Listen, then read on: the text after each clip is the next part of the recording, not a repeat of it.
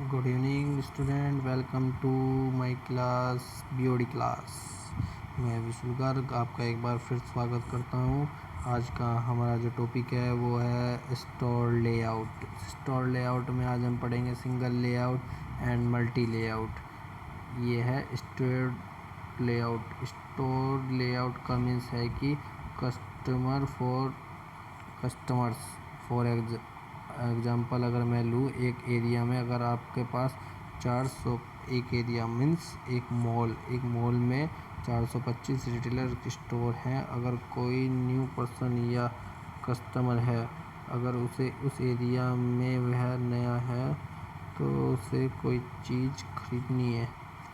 For example अगर वह clothes और फुटवेयर खरीदना है और वह उस एरिया को लिए न्यू है तो उसे नहीं पता चलेगा कि वह उस शॉप में किधर की तरफ जाए, किधर से परचेज करे, तो यह रिटेलर स्टोर दिखाई नहीं देगा।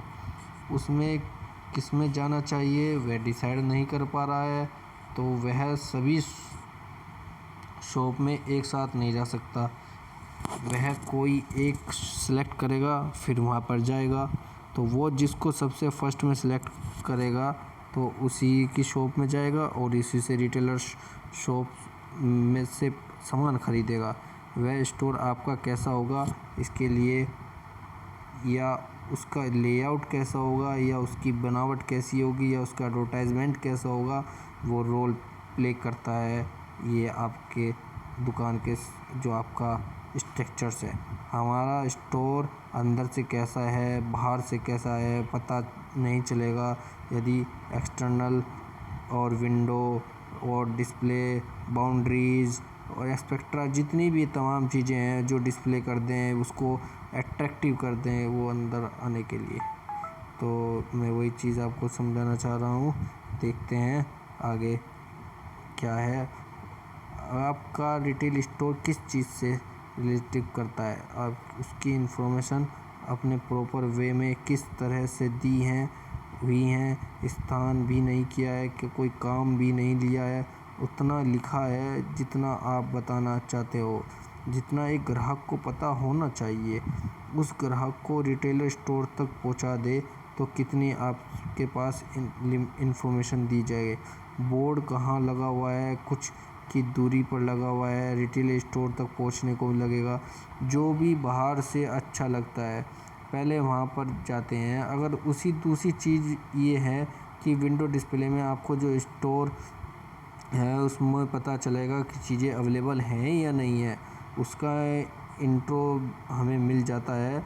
जैसे ज्वेलरी से रिलेटेड, क्लॉथ से रिलेटेड रिटेलर स्टोर तो अपने विंडो डिस्प्ले पर कर ही देते हैं। अगर आपको पता ही है कि भाई जो ज्वेलरी की दुकानें में अपने विंडो स्टोर पे लगा देते हैं तो अपने विंडो डिस्प्ले कर देते हैं। और ये सारी ज्वेलरी वगैरह, ताकि जो चीज़ें हैं हमें अगर नहीं है हमारी शॉप पर और हमें उनको अट्रैक्टिव बनाना है तो वो कैसे बनाया जाएगा।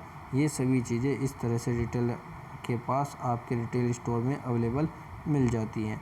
एक ग्राहक के दिमाग में इस चीज़ से को रिलेट कराना कि भाई मुझे यही चीज़ें खरीदनी है, विंडो डिस्प्ले बहुत अच्छे से तरीके से होना चाहिए, वहाँ पर आप लाइटें कैसे यूज़ कर रहे हैं, किस तरह से अपना जो स्टोर है उसको कैसे तरह से सजा रहे हैं, सिस्टमेटिकली आप उसको ऐसा बनाएं कि जो आपका कस्टमर है वो आपके सामान पर या आपके प्रोडक्ट्स पर अट्रैक्टिव होए और आपके यहाँ खिंचा हुआ आ जाए।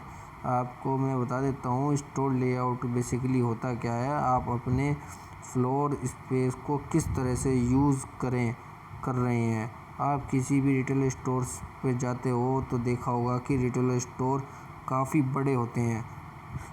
जो रिटेल स्टोर छोटे होते हैं तो वे डिपेंड करता है कि कितना साइज है और कितना नहीं, और उस स्पेस के अकॉर्डिंग आप किस तरह से अपने स्टोर को यूज़ कर पा रहे हैं, किस तरह से आप उसके जो आपका फ्रैक्चर्स है उसको कैसे यूज़ कर पा रहे हैं, जो उसके मर्चेंडाइजिंग है उसको कैसे आप उसके सामने रख पा रहे हैं, उनको किस तरीके से आप डिस्प्ले कर पा रहे हैं। यह होता है आपका single store layout and multi store layout. Basically store layout यदि हम एक इन्वेंटर डिस्क्रिप्शन के अंदर देखा जाए तो एक स्टोर इसमें ज़्यादा लाउड म्यूजिक नहीं होना चाहिए।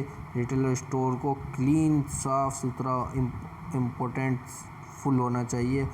जब ग्राहक स्टोर पर आए तो हर प्रोडक्ट को आसानी से देख सके और हर चीज़ को मेंटेन करके प्लेस करके रखा हुआ होना चाहिए, जिससे अट्रैक्टिव हो और वो आसानी से अपने जो उसको चीज़ चाहिए वो आसानी से उसको परचेज कर सके। यही मैं आपको